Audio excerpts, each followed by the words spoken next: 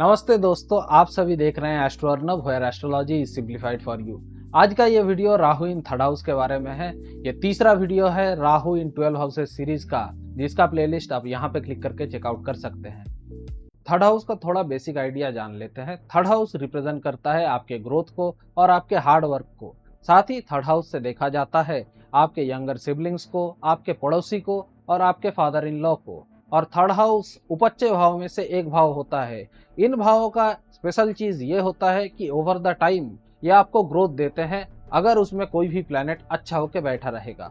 अगर ये बुरा होके बैठा रहेगा तो ये इफेक्ट सीवियर होंगे और बुरे होंगे।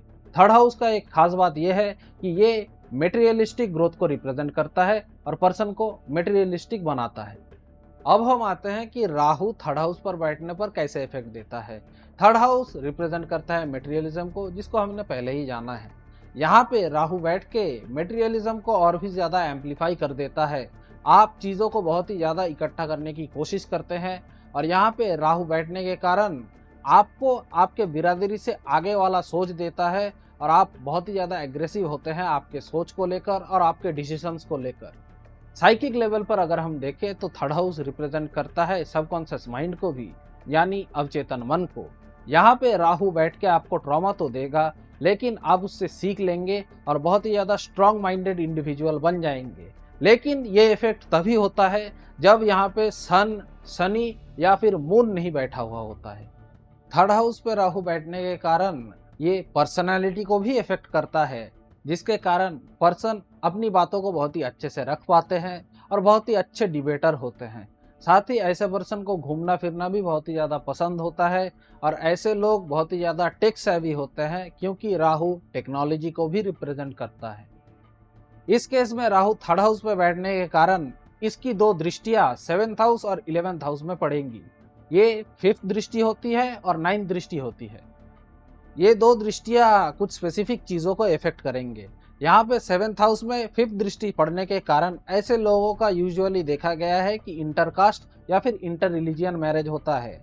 और 9th दृष्टि 11th हाउस में पड़ने के कारण ऐसे लोगों का बहुत ही ज्यादा वास्ट फ्रेंड सर्कल होता है, लेकिन ज्यादातर कोई भी फ्रेंड टिकता नहीं है और इन लोगों का वर्क में भी सीनियर्स के साथ मतभेद हो सकता है। लेकिन ये राहु अगर थर्ड हाउस में पीड़ित होकर बैठा रहेगा तो इसके दृष्टियां भी नेगेटिव इफेक्ट्स देंगे। इस केस में 7th हाउस और 11th हाउस में नेगेटिव इफेक्ट्स ऐसे होंगे कि आपके स्पाउस के साथ आपका मतभेद होगा और आपका स्पाउस आपसे फ्रॉड भी कर सकते हैं। और 11th हाउस में यहाँ पे आपको फिनेंशियल फ्रॉड देखने को मिलेगा। इन नेगेटिव और पॉजिटिव एस्पेक्ट्स को अगर हम छोड़ दें, जो कि डिपेंड करता है कि राहु पॉजिटिवली प्लेस्ड हो या फिर नेगेटिवली प्लेस्ड हो, एक चीज यूजुअली कॉमन देखा गया है, नो मैटर राहु पॉजिटिव हो या फिर नेगेटिव हो, कि थर्ड हाउस में बैठने के कारण जातक का तरक्की 36 साल के उम्र के बाद राहु देता है। ये 36 साल में राहु कुंडली का 2 बार फुल ट्रांजिट करता है। 18 साल में राहु 1 बार ट्रांजिट करता है और इस केस में 36 साल में 2 बार होगा। पहले ट्रांजिट में आप देखेंगे कि आपके माता पिता के कर्मों के ऊपर आप डिपेंडेंट है, इसीलिए उसमें तरक्की नहीं मिलेगा। लेकिन 36 साल के बाद आपको तरक्की मिलेगा। राहु फुल ट्रांजिट करेगा आपके कर्मों के ऊपर इस टाइम पे। अब हम राहु के महादशा या अंतर्दशा उसके बारे में जानेंगे कि राहु इन थर्ड हाउस में किस तरीके का इफेक्ट देगा या फिर आपके लाइफ में किस किस तरीके का बदलाव लाएगा। इसके दशा चलने पर यह देखा जाता है कि पर्सन अपना लोकेशन चेंज कर देता है। लोकेशन चेंज करने का कारण कुछ भी हो सकता है। जॉब चेंज हो रहा हो या फिर एजुकेशन के चलते पर्सन अपना लोकेशन चेंज करता है। थर्ड हाउस चैलेंजेस का भी होता है, तो राहु की दशा में आपके ऊपर कुछ ना कुछ चैलेंजेस आ जाता है और आप उसको ओवरकम करने की भी कोशिश करते हैं। साथ ही राहु जिस भी साइन में बैठा रहेगा उस साइन के कारक तत्वों के प्रति आपको अट्रैक्ट करेगा अपने महादशा या फिर अपने अंतर्दशा में। फॉर एग्जाम्पल, राहु अगर टॉरस साइन में बैठा रहेगा तो ये आपको पैसे के प्रति अट्रैक्ट करेगा, और अगर राहु एक्वेरियस साइन में बैठा रहेगा तो ये आपको फ्रेंड सर्कल के प्रति अट्रैक्ट करेगा। आप उनकी परवाह करना शुरू कर देंगे। जब थर्ड हाउस में राहु एक्सॉल्टेड होकर बैठा हुआ हो या फिर एक्वेरियस साइन में बैठा हुआ हो, तो ऐसा देखा जाता है कि इसकी अंतर्दशा में पर्सन बहुत ही ज्यादा तरक्की करता है। और अगर राहु थर्ड हाउस में बैठा हुआ हो और उसके साथ 6th हाउस का लॉर्ड या फिर 8th हाउस का लॉर्ड बैठ जाए, तो राहु के महादशा में और या फिर राहु की अंतर्दशा में बहुत ज्यादा दिक्कतें आ सकती हैं। अब हम राहु से जुड़े हुए कुछ प्रोफेशन पे आ जाते हैं जो कि राहु करवाता है जब थर्ड हाउस में बैठता है। Writer, poet, influencer, artist, MR, sales guy, foreign में बैठा हुआ एम्बेसडर, सेल्स एजेंट, फॉरेन में कोई भी करने वाला जॉब, ये सारे प्रोफेशंस देता है राहु इन थर्ड हाउस। अब इसी थर्ड हाउस में राहु के साथ अगर कोई दूसरा प्लैनेट बैठता है तो किस तरीके का रिजल्ट देता है उसके बारे में एक एक करके जानते हैं। पहले हम जानते हैं जब सन बैठता है राहु के साथ थर्ड हाउस में, ऐसे पर्सन का अपने फादर के साथ जनरली नहीं बनता है। बहुत टाइम ऐसा भी देखा जाता है कि इनका अपने फादर इन लॉ के साथ भी बनता नहीं है। अगर कैरियर के मामले में देखें तो कैरियर इनका अच्छा रहता है जब ये घर से दूर रहेंगे तब। यहाँ पर सूर्य को ग्रहण लग रहा है, पर सूर्य को यहाँ पर दिक्कत नहीं होगा अगर सूर्य का और राहु का नक्षत्र फेवरेबल है। ऐसे पर्सन बाद में बहुत ही ज्यादा तरक्की करते हैं और अपना कुछ बिजनेस सेटअप करते हैं। हेल्थ के मामले में देखें, जिनके हाथों में या बाजुओं में दिक्कतें रह सकती है। जब मून बैठता है राहु के साथ थर्ड हाउस में, तब ऐसे पर्सन इल्यूशन में जीते हैं। इनके सबकॉन्शियस माइंड में कोई ना कोई गलत फहमी घुसा हुआ रहता है। ऐसे पर्सन फॉरेन की तरफ या फिर फॉरेन कल्चर की तरफ बहुत ही ज्यादा आकर्षित होते हैं, पर इनसे इनको कोई भी फायदा नहीं होता है। हेल्थ के मामले में देखें तो इनको स्ट्रेस हो सकता है या फिर मेंटल प्रॉब्लम भी हो सकता है। ऐसे पर्सन को कभी भी सुख दुख की बातें अपने पड़ोसियों के साथ नहीं शेयर करना चाहिए, वरना इनको बहुत ही ज्यादा दिक्कतें आ सकती है। जब मरकरी थर्ड हाउस में बैठता है राहु के साथ, तो ऐसे पर्सन बहुत ही ज्यादा चाइल्डिश नेचर के होते हैं। हर चीज इनको सीखने का इच्छा होता है और बहुत ही ज्यादा स्पीकिंग स्किल्स इनका अच्छा होता है। ऐसे पर्सन को मल्टीपल लैंग्वेजेस आती है, साथ ही इनका फाइनेंशियल डिसिप्लिन भी बहुत ही ज्यादा स्ट्रांग होता है। अगर Aries ascendant, taurus ascendant, Gemini ascendant या भर्गो एसेंडेंट वाले पर्सन होते हैं तो ये लोग बहुत ही ज्यादा पैसे कमा सकते हैं। अगर हेल्थ के मामले में देखें, अगर मर्करी या राहु डेबिलिटेड होता है थर्ड हाउस में, तो इनको हेल्थ इशू आता है नर्व से रिलेटेड या फिर स्पीकिंग से रिलेटेड। इनको अपनी यंगर सिबलिंग से हेल्प मिलता है अगर इनके कुंडली में राहु और मर्करी थर्ड हाउस में अच्छा प्लेस्ड हो। तो अगर वेनस राहु के साथ थर्ड हाउस में बैठा हुआ हो तो ऐसे पर्सन बहुत ही ज्यादा कामुक होते हैं। इनको सारी जिंदगी फीमेल्स का हेल्प मिलता है। ये बहुत ही ज्यादा ट्रैवल करते हैं, घूमने फिरने का शौक इनको बहुत ही ज्यादा होता है। राहु की या फिर वेनस की दशा में ऐसे पर्सन को अनसर्टेन गेन मिलता है। ऐसे पर्सन का घर या फिर गाड़ी बहुत ही ज्यादा बड़ा और लग्जरियस होता है, पर ये इसका भोग नहीं कर पाता। इनके फैमिली मेंबर्स ही ये सब चीजों का भोग कर पाते हैं।